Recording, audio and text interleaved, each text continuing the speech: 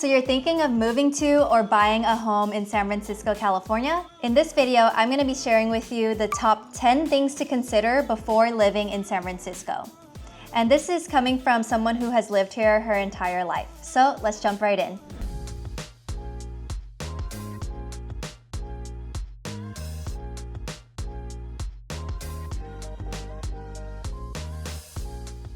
If this is your first time on my channel and you want to know everything about living in San Francisco from a local who absolutely loves this city, then subscribe below and tap the bell for notifications so you could be the first to know about the current market in San Francisco and the surrounding Bay Area. My name is Irene Oyang and San Francisco has always been my first love. I was born and raised here and I'm now a real estate broker in my own hometown. I genuinely enjoy being your local tour guide here in the Bay and your friend in real estate. I get calls every day from people just like you, so whether you're thinking of buying or selling in 8 days or 8 months, feel free to reach out. All of my contact information is in the description box. I'd be thrilled to help you buy, sell, or invest in San Francisco and the surrounding Bay Area. Now, let's go over the top 10 factors to consider before moving to or buying a home in San Francisco. Number 1, the cost of living. San Francisco is one of the most expensive cities to live in the US. And I'm talking housing prices, but also the day-to-day cost of living. If you're looking for a single-family home in San Francisco that is move-in ready, the lowest that you could expect to pay is gonna be above $1 million at the time of recording.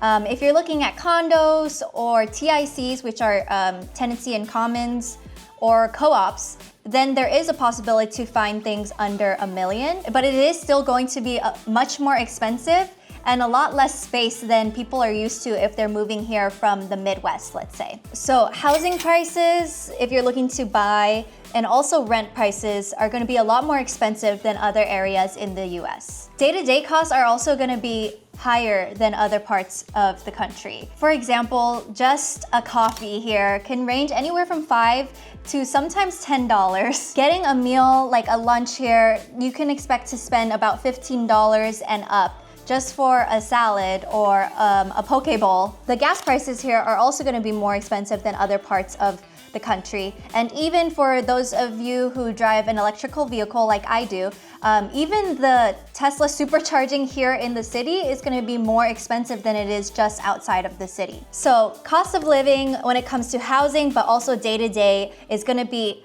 at a higher price and a higher premium than other parts of the US. The second thing to know before moving to or buying a home in San Francisco is that every neighborhood is distinct and so unique. Stepping into one neighborhood and comparing it to another sometimes feels like you're in a whole different city. Different neighborhoods have different cultures, different vibes, even different cuisines and different styles of housing. So you really won't know where you want to live in San Francisco until you actually come here and explore it, or if you watch my neighborhood vlog videos. I definitely recommend doing your research by either watching neighborhood tour videos or coming in and seeing the different neighborhoods before deciding where to live. A good idea if you've never been to San Francisco before is to come visit and spend a day in each different neighborhood, or maybe split it up so that you could visit 3 neighborhoods in one day, and you'll definitely see that every neighborhood has its own characteristics and its own unique qualities. Third thing to consider before moving to or buying a home in San Francisco is that every part of San Francisco has a different microclimate. So if you're on the west side by Ocean Beach, where the Pacific Ocean is, you're gonna get a lot of fog rolling in, and it's a lot colder, windier, and foggier than, let's say, the center of the city, which is gonna be sunnier and warmer near downtown, Bernal Heights, Potrero Hill, Mission Bay areas. Basically, if you're gonna be on the waterfronts, especially the west side, expect a lot of fog and colder temperatures. If you're on the east side waterfront, the north and east side, you can still expect colder temperatures, but there is going to be less fog and more sun on those northern and eastern sides because it's surrounded by the San Francisco Bay instead of the Pacific Ocean. In the center areas like downtown and Mission, it's going to be sunnier and warmer and more moderate temperatures. Overall in San Francisco though, it's so important to carry layers with you. Keep a light jacket with you wherever you go. just in case you go to different neighborhoods or the fog rolls in, or as soon as the sun sets, the temperatures drop drastically. The fourth thing to consider is the traffic in San Francisco. LA gets a bad rap for all its traffic, but I will say San Francisco's traffic is pretty comparable, if not maybe worse than LA, because we're such a small city. We only really have 2 highways, and those are gonna be jam-packed during rush hours. Rush hours here are gonna be from 7:30 a.m. to about 9:30, 10 a.m. and then starting from 2 p.m. all the way to 6:30, 7 p.m. Especially if you're trying to get across the Bay Bridge after work hours, it's gonna take you at least 30 to 40 minutes, up to an hour to get out of the city. And then if you're going towards South Bay, like San Jose area, Cupertino, Santa Clara, Sunnyvale, where a lot of the tech companies are, in the morning, taking the 280 south is gonna be also very trafficy. Getting around San Francisco when there's no traffic, such a breeze. I could get from the south side of the city to central downtown in about 10 to 15 minutes. But once that traffic hits, once it's rush hour, I'm not even gonna try to go downtown because that'll take me 35 minutes plus just to get what it should have taken me 15 minutes. Having a car is also very expensive in San Francisco, especially if you're living in the more central areas and you're living in a condo or an apartment that does not have parking space. You can expect to pay minimum $300 to buy a parking space near your apartment. Sometimes this is just at a parking lot, or it's a building that rents out monthly parking to people who live close by. But $300 is the minimum. And if you don't have a garage or a designated parking space, then you're gonna have to park on the street. And street parking is a nightmare here in San Francisco. We have street cleaning on our streets 2 to 3 times a week in San Francisco. In some neighborhoods, it's 2 times a week. In some neighborhoods, it's 3 times a week. And some areas, especially the busier streets, is every single day there is street cleaning. With street cleaning, you have to move your car at certain times, and sometimes it's at the crack of dawn, like 6 a.m. You have to go and move your car, wait for the street cleaners to come through, and then park it back, or find another parking spot. On top of that, there are so many different no parking signs here in San Francisco, whether they're street cleaning, tow away, or specific hours that you cannot park on that street. For example, in areas of downtown or even on Lincoln Way near Golden Gate Park, during rush hours from 3 to 7 p.m., you cannot park there and they will tow your car away if you're parked there. So it's so important to read the parking signs here in San Francisco.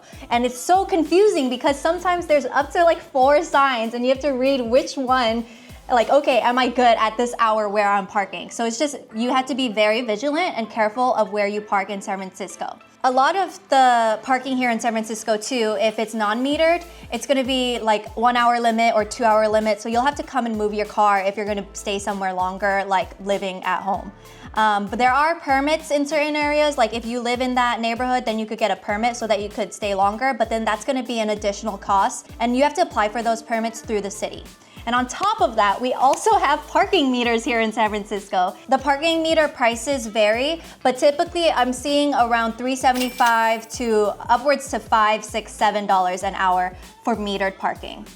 And on top of that, if you're parking on the street, be very careful. There are a lot of car break-ins here in San Francisco. So if you're leaving stuff in your car or if you're not leaving stuff in your car still might get bipped. Getting bipped is basically they smash your window, they're either stealing stuff in your car, or sometimes I've even seen my friends who do not leave anything in their car and they still get their windows smashed in. It's gotten to the point where I see people not lock their doors, not leave anything in hopes that their cars don't get broken into.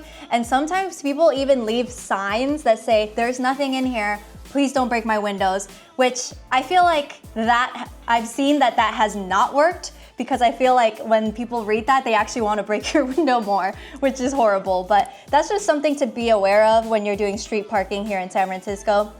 I always actually try to find a garage, and I'll pay a little bit more for the garage parking just so that I could have peace of mind and feel safe leaving my car there. Last thing about driving in San Francisco and knowing how to park in San Francisco. You better know how to parallel park if you drive here.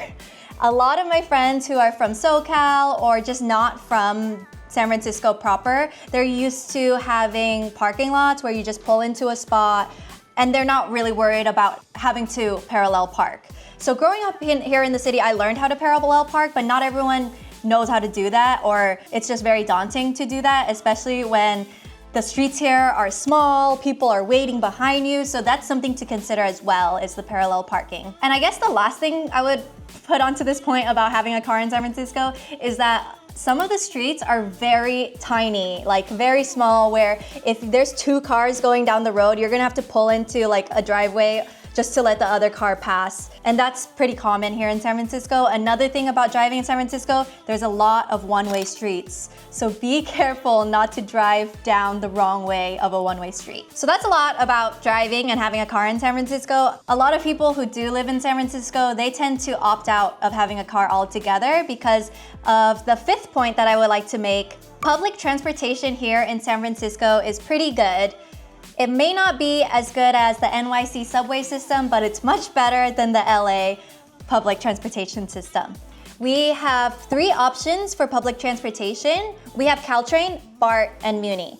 In San Francisco, we have 2 Caltrain stops, one downtown near the Oracle Park where Giants play on King and 4th Street, and then one on Bayshore just outside of Viz Valley in the Bayview district. So Caltrain is going to be really great for people who are traveling from all over California and for people who are commuting to South Bay for work. It brings you all the way to San Jose and even further south. The next mode of public transportation is BART, which is the Bay Area Rapid Transit. And BART starts from Millbrae SFO area, so the San Francisco International Airport, and it'll go all through the south of San Francisco into San Francisco, kind of like more on the east side.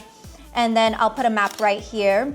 And then into East Bay as well. If you either work in East Bay or if you live in East Bay and are commuting into San Francisco, the BART is gonna be very reliable. And I would say BART is pretty reliable in that it comes frequently and it is a fast mode of transportation since it's primarily underground. For example, you could get from the south side of San Francisco, the first San Francisco BART stop, to the city center, Civic Center, in just 10 to 12 minutes on BART. Whereas driving during rush hour would take you about 35 to 45 minutes. The third mode of public transportation that we have here in San Francisco is the SF Muni. And the Muni runs all throughout San Francisco. So you could take it in any neighborhood, there's going to be at least one Muni bus line that runs there. The Muni also has the light rail system, which runs above and underground and is a lot faster than the Muni buses.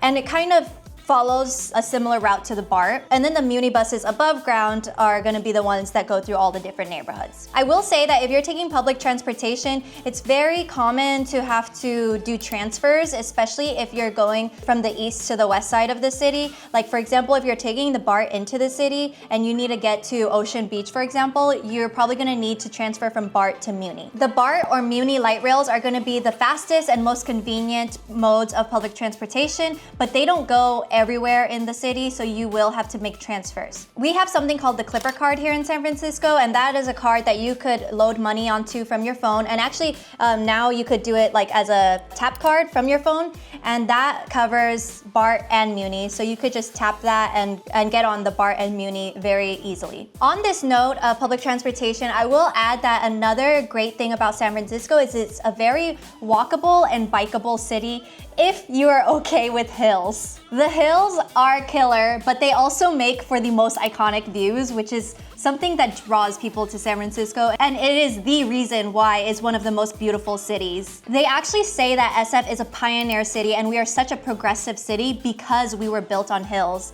And the people who built San Francisco on all these hills, they had to be pioneers of their time to build a whole city on these insane hills through unpredictable weather.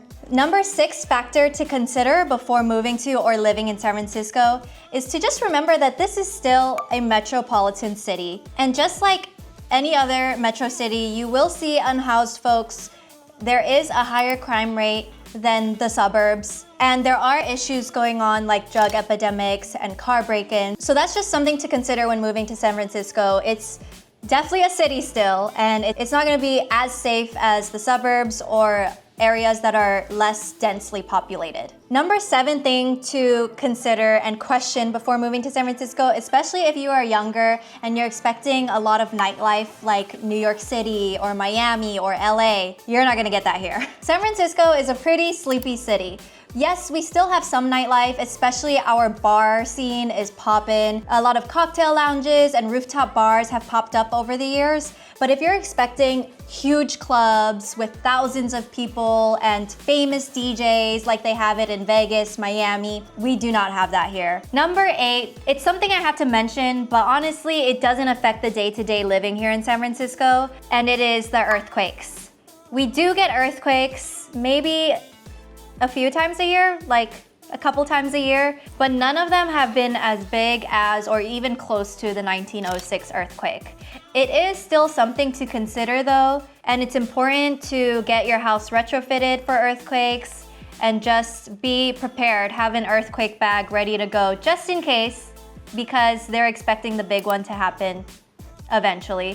We don't know when, and honestly, it does not affect the day-to-day life of living here. But it's something to think about and to keep in the back of your mind. On this note of earthquake and just natural disasters in general, California, especially Northern California, is very much known for the wildfires here. So that does affect your ability to get insurance and the insurance prices here in San Francisco because we are near those areas. That's just something to consider, especially when buying a home in San Francisco, is to be aware of the natural hazards and look at the natural hazard report when buying a home, because you could be in a flood zone, an earthquake zone, or a wildfire zone. And that can affect your price or ability to get home insurance. Okay, so far I feel like I've been talking a lot of negative things about moving to San Francisco, but you know, there's still a lot of great reasons to live in San Francisco, and so I'll cover that in number 9. Number 9, there are so many job opportunities here in San Francisco, and the pay rate is much higher than other parts of the country. We have a lot of roles in tech, healthcare, business, marketing, law, city planning. We just have so many different job roles here in the city, and there's something for everyone to do here in the city. Our pay rates are also going to be a lot higher than other parts of the nation. For example, healthcare roles here in San Francisco make a substantial amount more than other states and even other cities within California like LA. Even though there's been a huge exodus of tech companies in San Francisco, there's still so many tech opportunities here, especially with the AI boom coming to San Francisco. San Francisco has always been a tech hub, a great place to learn, to be surrounded by startups, to get jobs within startups or big tech companies. So it's still a great place if you're looking to break into tech. I will say that there is a lot of competition here though, because it's known as a tech hub and there's so many opportunities in tech here. And last but not least, number 10. There is so much to do in San Francisco. The possibilities are endless here. Whether you love the outdoors or you love staying in, whether you're here for work or here for play, there is something for everyone here in this city. We have amazing outdoor recreation areas. We have so much nature. Actually, the city planning of San Francisco has made it so that no matter where you live in the city, you're no more than a 10-minute walk to a local park. Even if it's just a tiny park or green space, you're no more than a 10-minute walk there. Here in San Francisco, we really prioritize getting outdoors, being in nature, and that's something that you're not able to get in every city. We have stunning views because of all our hills, and there's so many areas in the city where you can just go out and see a view and feel so much better. Like for me, when I'm not in a good mood, I love going to the different parks around the city and just looking at the view and reminding myself what a beautiful city this is and how blessed I am to live here. There's so much rich culture here, from the diversity of dining to the local festivals and all the traditions we have here in the city. There's just so much diversity here, and it's really truly a melting pot of different cultures. There's a lot of people who come from out of the country, within the country, or who have lived here their whole lives, like me. There's just such a mixing pot of people here that you will get to learn about different cultures and be immersed in different cultures. We have top tier dining options here in San Francisco, from Michelin star restaurants to hole-in-the-wall spots. There is something for every taste bud here in San Francisco. I'm such a foodie. I love food.